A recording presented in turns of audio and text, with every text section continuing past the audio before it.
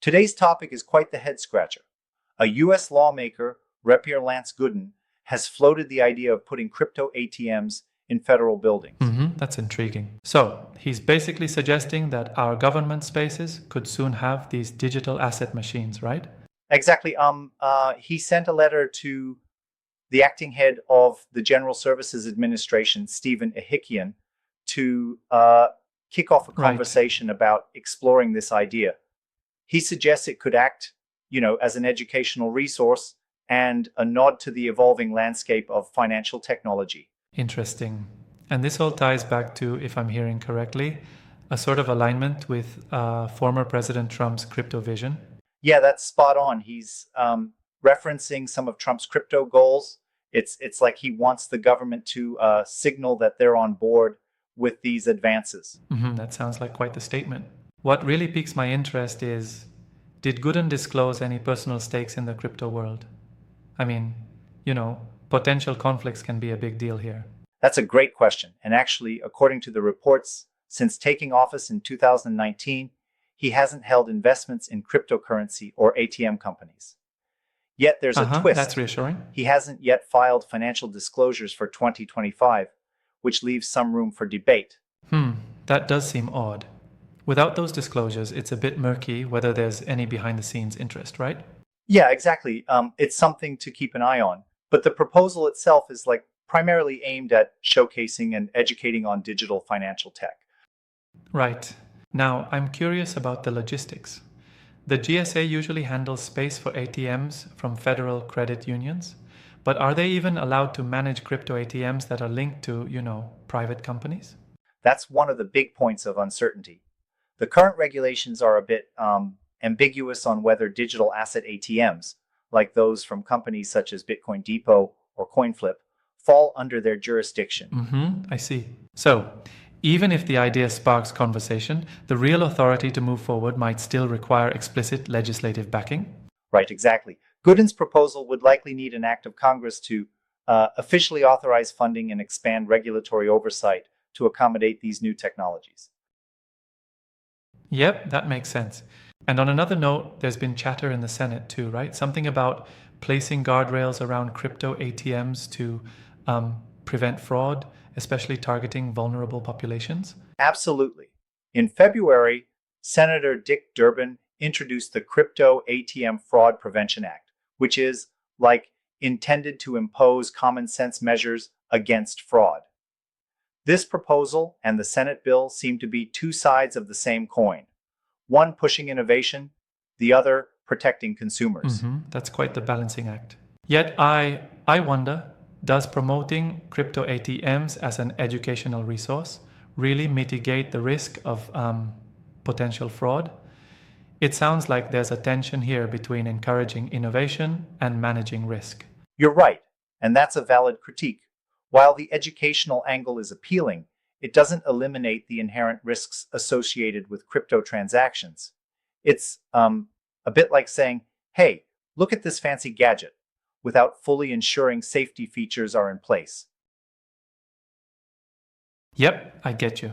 And speaking of the gadget-like allure, there's also the Trump connection. Trump's been known to have significant exposure to cryptocurrencies, whether through personal holdings, campaign funds, or even his memecoin ventures.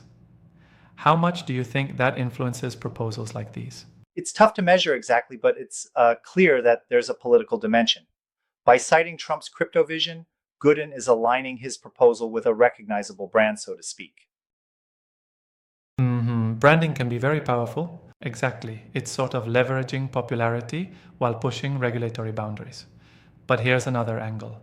Could federal buildings with crypto ATMs truly serve as a tool for educating both government officials and the public about digital assets? That's a fascinating point. It's like creating a living gallery of financial technology where you can see innovations in action. It could, in theory, demystify a lot of the jargon and complexity around digital assets, kind of like a tech museum, that sounds pretty but forward-thinking. interactive. Despite the potential educational benefits, I can see some skepticism in my mind. Should government spaces be used to promote a technology that still has, regulatory uncertainties and potential conflicts of interest? That's a really valid concern. You might say it's a double-edged sword. On one hand, you empower people with knowledge. On the other, you risk endorsing something before all the safeguards are in place. That's a fair critique. And circling back to the legal aspect, since the decision might ultimately rest on whether EHICAN or Congress can mandate these installations, it's really a question of who has the final say. Right. The current uncertainty in authority means that even if the concept is progressive, implementation might drag on due to regulatory and legislative hurdles. Yeah, I follow. It's sort of like having the blueprint for a futuristic building but still waiting on zoning permits. Exactly. It's like you dream big, but then the red tape rolls in. And in this case, that red tape is the combination of existing guidelines for federal infrastructure, plus the looming need for new laws to adapt to a digital economy. Red tape galore. So, on balance, while it's an innovative proposal that could help educate folks on crypto and advanced financial technology, there are significant legal and regulatory challenges that need addressing. Absolutely. And it's that dynamic tension, innovation versus regulation, that really makes it a compelling discussion. It's a reminder that as our tech evolves, our policies need to catch up too, but not without a few bumps along the way. Right, that's the big picture. I guess in the end, this proposal is both a sign of the times and a challenge to our current regulatory framework.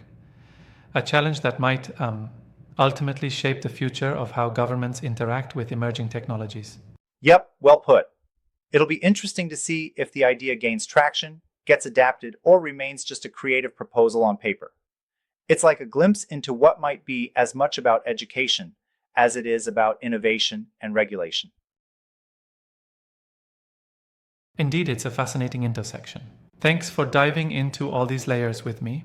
There's certainly a lot to unravel here, and I'm excited to see how these discussions evolve in the real world. Absolutely, it's a rapidly evolving space, and every new policy or proposal like this could either be a catalyst or a roadblock for the broader adoption of blockchain tech in public sectors.